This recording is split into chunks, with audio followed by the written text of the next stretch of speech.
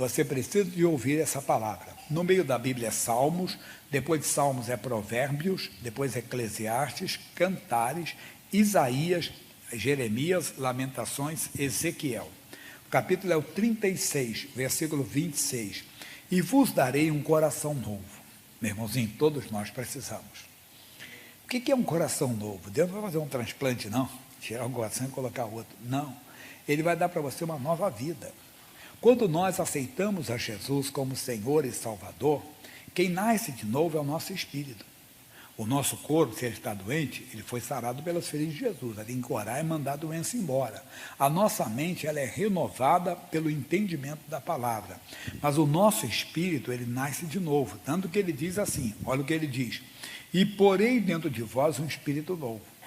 O apóstolo Paulo, na segunda carta aos Coríntios, capítulo 5, versículo 17, ele diz assim, olha o que ele diz.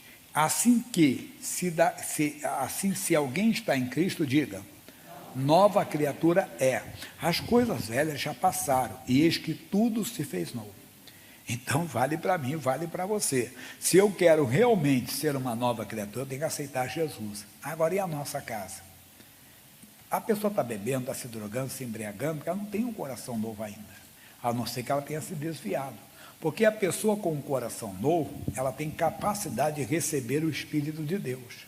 Ela tem capacidade de ter dentro dela o Espírito Santo morando. Se ela não nasce de novo, não pode colocar um vinho novo num odre velho. Então é importante o novo nascimento. Aí ele vai falar mais.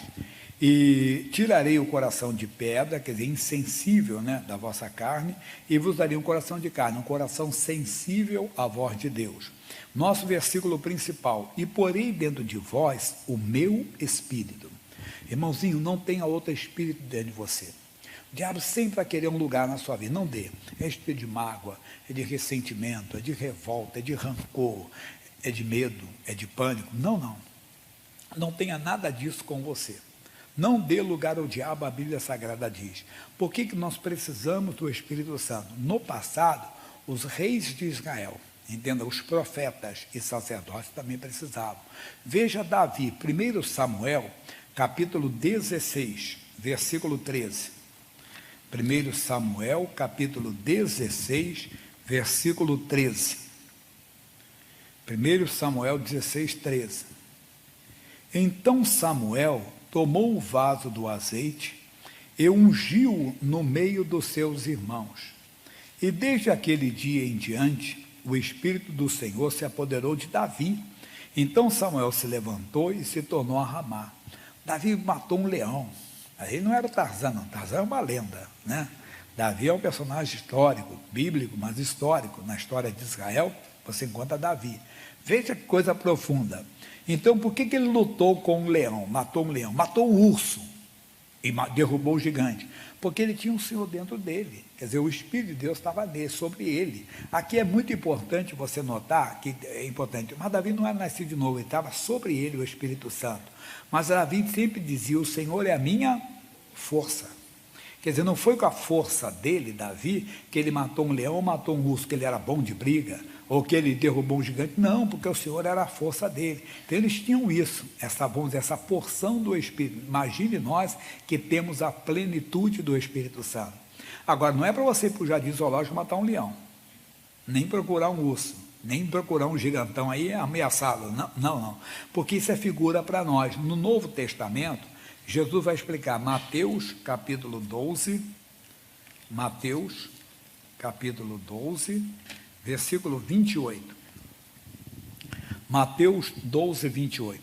Ele diz assim, mas se eu expulso os demônios pelo Espírito de Deus, é consequentemente chegado a vós o reino de Deus.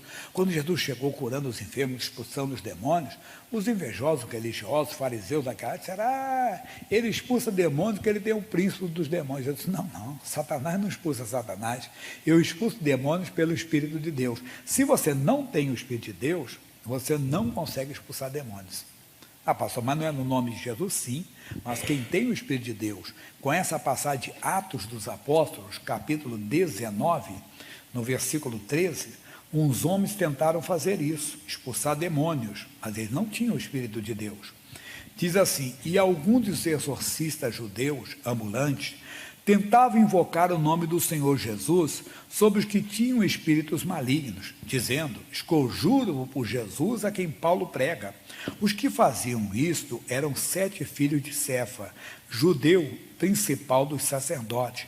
Respondendo, porém, o espírito maligno diz: conheço a Jesus e bem sei quem é Paulo. Mas vós, quem sois? E saltando neles, o homem que tinha um espírito maligno se apoderou dos dois, e pôde mais do que eles, de tal maneira que nus e feridos fugiram daquela casa. Então, você vê o que você precisa. Mas por que eu estou falando isso? Porque se nós tivermos o Espírito que devemos ter, nós vamos ser capacitados por Deus a ser testemunha do Evangelho dentro de casa, dentro da palavra de Deus, dentro da palavra de Deus, dentro da nossa casa. As pessoas verão a nossa coragem, a nossa intrepidez diante do mal, nos momentos difíceis, a segurança que você vai ganhar. Você precisa disso, de se envolver com o Espírito Santo. É muito importante. Ainda nesse entendimento, Atos 1,8, esse aqui você já conhece mais. Atos 1,8 diz assim: mas recebereis a virtude do Espírito Santo, que há de vir sobre vós, e ser-me-eis o quê? Testemunhas, tanto em Jerusalém, como em toda a Judéia e Samaria, até os confins da terra. Nós já aprendemos que ser testemunha em Jerusalém é a nossa casa, né? Onde moramos. Judéia é a nossa parentela, tios, tias, primos, primas, é um exemplo. Como Samaria, que são nossos vizinhos. E até os confins da terra, por onde passar, no trabalho, onde tivermos, não podemos esquecer que somos testemunhas. Mas testemunhas se tivermos a virtude do Espírito Santo, quando ele se manifesta em nós. Nós podemos pedir a Deus para nos revestir com esse poder. Na carta aos Efésios, Atos, Romanos, Coríntios, Gálatas, Efésios. O capítulo é o 3, o versículo 16. Diz: para que, segundo as riquezas da sua glória, vos conceda que sejais corroborados. A palavra corroborados quer dizer fortalecidos, com poder pelo seu Espírito. Nota que o E maiúsculo ali, o E maiúsculo quer dizer que Espírito Santo, pelo Espírito no homem interior. Então, podemos orar, pedir a Deus: Deus, eu quero ser cheio com o teu poder, quero ser revestido de poder, fortalecido com o poder no homem interior. Como é que você vê isso? Diante das adversidades que eu falei, você não teme. É uma doença grave. Pessoal, Deus da Bíblia, ele faz o impossível se tornar possível. O que é isso? É a sua confiança em Deus. Essa confiança por ter o Espírito de Deus habitando em você, por você estar fortalecido nele e na força do seu poder. Agora nós vamos para a segunda parte, que é mais forte ainda. O quê? Então, ele está dizendo: e porei dentro de vós o meu Espírito, e farei que andeis nos meus estatutos. O que são estatutos? Conjunto de regras. No Antigo Testamento, muitas regras havia para o povo de Israel. Pastor, agora nós somos livres da lei, né? E estamos debaixo da graça. Desculpe a expressão, na graça não é bagunça, não. O Evangelho não é bagunça. Há regras também, principalmente as regras do amor. Qual? Amai os vossos inimigos. Isso é é uma regra do Novo Testamento. É um mandamento de Deus. Amai, ele não está pedindo, você está mandando você amar. Quem? A pessoa que desejou o mal para você, que fez o mal para você. Pastor, mas você vai porque você tem capacidade pelo Espírito, que Deus faz. Vamos voltar aqui, João 14, 26. O que ele diz, João 14, 26? Olha, mas aquele Consolador, quem? O Espírito Santo, que o Pai enviará em meu nome, vos ensinará todas as coisas. Tudo ele te ensina dentro da palavra. E vos fará lembrar de tudo quanto vos tenho dito. Então, como eu falei, uma pessoa te pisa, te humilha, calunia, inventa uma história sua, te afronta, e dá vontade de você como reagir. Mas se você tem o Espírito de Deus, o Espírito Santo faz você lembrar de que a nossa luta não é contra a carne e o sangue. Efésios 6,12. Note que ele vai falar, lembrar do que você já ouviu. Tanto que ele diz aqui na frente, João 16,13, olha o que diz. 16,13. Mas aquele Espírito, mas quando vier aquele Espírito da verdade, pula para João 17,17. Santifica-os na verdade, a tua palavra É verdade. Volta para João 16:13. Mas quando vier aquele Espírito da verdade, o Espírito da palavra, ele vos guiará em toda a verdade, em toda a palavra. Porque não falará de si mesmo, mas dirá tudo o que tiver ouvido e vos anunciará o que há de vir. Então ele fará você lembrar dentro da palavra, vai te guiar na verdade. Então a pessoa te afronta na família, uma coisa, e em vez de você reagir ou falar, não, você lembra, aí ele faz você lembrar, nossa luta não é contra a carne e o sangue. Mas você não vai responder para essa pessoa que está falando mal de você? Não. Efésios 6,12 diz que, desculpa, no Efésios 6,12 eu já falei para você que a nossa luta não é contra a carne e o sangue, é essa que eu citei. Mas 2 a Timóteo 2,24, olha o que ele diz. 2 Timóteo 2,24. E ao servo do Senhor não convém contender, mas sim ser manso para com todos, apto para ensinar, sofredor. Irmão, isso é muito profundo para mim e para você. Então você não vai fazer, não, ao servo do Senhor não convém contender. Mas aquela pessoa falou mal de você, te xingou. Ah, pastor, desculpa, mas eu não tenho sangue de barato. Está voltando o Espírito Santo. O Espírito Santo nos capacita a ser testemunhas da palavra. Como? Ele nos faz lembrar. Ele disse para o povo de Israel que o Espírito do Senhor dentro deles faria eles viverem o quê? Os estatutos, as regras, né, da antiga aliança. No Novo Testamento a mesma coisa. O Espírito Santo capacita você a viver dentro do Evangelho. Então não é que você tem sangue de barata ou que não tem emoção. Não. É que simplesmente você é dirigido pelo Espírito de Deus e ele te dirige dentro da palavra. Olha como é que nós precisamos do Espírito Santo. O Espírito Santo em nós nos capacita a viver essa palavra, essa mensagem. Para eles é loucura, mas para nós é o poder de Deus. Vamos voltar lá, que tem mais no Efésios ainda. Aí ele diz agora, a segunda parte, terceira, né? Ele diz assim: e farei que andeis nos meus estatutos e guardeis os meus juízos, que são as minhas decisões. Um juiz, quando dá uma sentença, ele tem que fundamentar na lei, né? E às vezes em julgados que já existiram, que viraram como sentença, que viraram como lei. Julgados que foram. Então, o que está na Bíblia Sagrada é lei para nós. Tem coisa que Deus não vai mudar, não adianta. Não vai. Lembra de Mateus 24:35. O que diz Mateus 24:35? O céu e a terra passaram, mas as minhas palavras não hão de passar. Malaquias 3:6. Olha o que diz Malaquias 3:6. E assim: porque eu, o Senhor, não mudo, basta. Então, observe os juízos. Não, tem coisa que não adianta você orar para pedir para Deus, não vai, Deus, me diz o dia que Jesus vai voltar, que eu quero avisar o povo. Ele não vai, diz que virá como ladrão, já está decidido isso. Como também, na primeira carta aos Coríntios, capítulo 6, versículo 10, olha que coisa tremenda.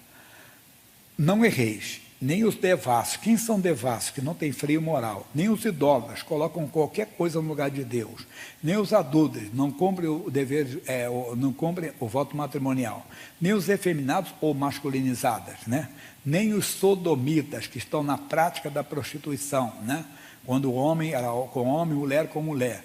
Nem os ladrões, nem os avarentos, nem os bêbados, nem os maldizentes, nem os roubadores, diga lá, herdarão de Deus. Não erreis. Observe o que ele está dizendo aqui para nós. Olha o que ele está dizendo. Guardeis o meu juízo e observeis. Observe. Se você pode ser pregador. Mas Deus, eu expulsei tantos demônios na minha vida, eu preguei tanto. Não adianta. Ele não vai abrir uma exceção. Não vai. Não vai, mas não vai mesmo. Não entrará. Não. Os roubadores, ele pode estar no púlpito da igreja. Ele pode estar numa posição de honra aí, entendo, no município, no estado, porque quando nós falamos ali, olha o que diz lá no meio, nem os ladrões não são apenas que estão de revólver na cintura, não. Quando alguém diz bandido bom é bandido morto, não, bandido bom é bandido salvo. Essa semana passada eu dei um testemunho para vocês de um homem chamado Márcio. O Márcio entrou no tráfico. O Márcio foi preso. O Márcio, na cadeia, assistindo o missionário ressoar, aceitou Jesus. E ele ficou tão aquele primeiro amor, que ele estava muito deprimido lá no cárcere. E lá assistindo a ele, ele aceitou Jesus. Aí começou a assistir os cultos dentro da prisão, lá no presídio tem cultos. Ele começou a assistir. Aí ele se prontificou a se batizar, falou que queria se batizar, mas ele não era casado, ele tinha uma esposa, um filho, mas não era casado, era demasiado. Ele falou, olha, vamos casar, quero fazer tudo certinho. Casou, dentro do presídio ele casou. Vai escutando como é que é a hora. Depois que aí ele foi se batizar, depois que ele se batizou, veio a sentença dele, 28 anos de prisão. Uma pena até pesada para o tráfico, 28 anos. Tem gente que mata e fica 5 anos, 2 anos na cadeira, coisa e tal, 28 anos. Ele disse que não murmurou não, Deus está no controle, Deus sabe de tudo. Bem, o Márcio ficou só 3 anos preso, teve redução de pena, teve opção de coisa e ele saiu. Saiu e ele foi trabalhar fazendo bicos, né, de construção, com pedreiro, se tornou um pequeno empreiteiro. Márcio hoje tem loja para alugar, tem imóvel para alugar e tudo. Não podia durar, dentro do trabalho dele. Mas por que eu estou falando isso? Porque ele era uma pessoa do erro, mas se acertou. Então, então, o ladrão é só quem está com um revólver na cintura, quem está vendendo maconha, tudo isso é bandido, mas também muitos que estão de gravatas. Não estou fazendo alusão a ninguém. Pode estar em Brasília, pode estar aqui em São Paulo, como eu falei, pode estar no púlpito da igreja. Está ali, observe o juízo, eles não vão entrar. Mas por que tem a ver com a família? Observe se alguém da sua família está ali. Então, ore. Chore até mesmo por eles, Jesus não pode, senão eles não vão andar. Mas se você crê, o que a Bíblia diz? Crê no Senhor Jesus Cristo, serás salvo tu e a tua casa. Agora observe o juízo, a decisão, quem perseverar, até o fim será salvo. Pastor, eu estou orando, não está funcionando, meu marido não muda. Não, nós andamos por fé. Crê no Senhor Jesus Cristo, serás salvo tu e a tua casa. Eu contei que em 98, já era pregador aqui, entenda, tem 24 anos, já era pastor aqui mesmo, aqui. E eu recebi uma notícia que uma irmã minha faleceu. Aquela morte de bobeira, já viu? Tinha um forno na casa dela, de padaria, né, aí faziam pizza, e ela foi assar um assador, não sei se foi um peru, um pernil, e tomou um choque e ficou agarrada, porque a casa onde ela morava, nos fundos, era uma confecção. Então, geralmente, esse lugar tem uma amperagem alta. O que mata não é a voltagem. Aquelas cercas com voltagem alta, para fazer assim, jogar a pessoa longe. A voltagem joga longe, a amperagem segura a pessoa. Ela segurou, acabou indo a óbito. E na época eu conhecia a vida dela assim, praticamente não era uma pessoa salva. Eu falei, dobrei o escritório lá na frente, dobrei o joelho e falei, Jesus, se ela não é salva, ela vai ressuscitar, porque eu tenho uma promessa, é tu e a tua casa, ninguém pode se perder, ninguém da minha fé vai partir sem salvação. Bem, mas quando eu estava me veio uma paz no coração, fui para lá, tudo bem, cheguei lá, aí conversei com o esposo dela. Aquela semana todinha, ela assistiu o missionário R. Soares, a semana toda ele fez apelo, naquela semana ela se tornou até patrocinadora, Deus sabe de tudo.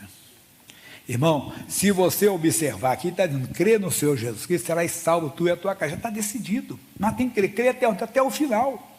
Nós começamos a crer, como não estamos vendo o resultado, nós desistimos, não, você tem cooperado? Para a petição dela? Não, para a salvação. Tem dado bom testemunho, cheio com o Espírito Santo. Então, persevere na oração que toda a sua família vai ter o coração novo. Ninguém vai partir sem salvação. Creia nessa palavra e fica nela até o final. Terminando agora. E vos livrarei, aí diz, e habitareis na terra que dei aos vossos pais. Eles entraram na terra de Canaã, nós vamos entrar na Nova Jerusalém. Que a Bíblia diz que as ruas são de ouro. Esse Apocalipse 21 fala isso. Leia depois esse capítulo, você vai ver. Um hino que é assim, lá no céu tem ruas de ouro, onde os salvos irão passear. É bonito, né? Cantava lá. E outras coisas, outros hinos bonitos. Mas não é só isso, não. É também que no passado eles tinham a terra da velha aliança, nós temos da nova aliança. É aqui que nós temos que habitar. E vós me sereis por povo, e eu vos serei por Deus. Como é que eu gosto de Deuteronômio 28, 10. Olha o que diz, Deuteronômio 28, 10. E todos os povos da terra verão que é chamado pelo nome do Senhor e terão temor de ti. O que é temor? Respeito. No começo não, repito, debocham, não é verdade? Virou crente, está dentro de para pastor, não sei o quê, virou bobo, virou fanático. Depois, com o tempo, eles começam a respeitar.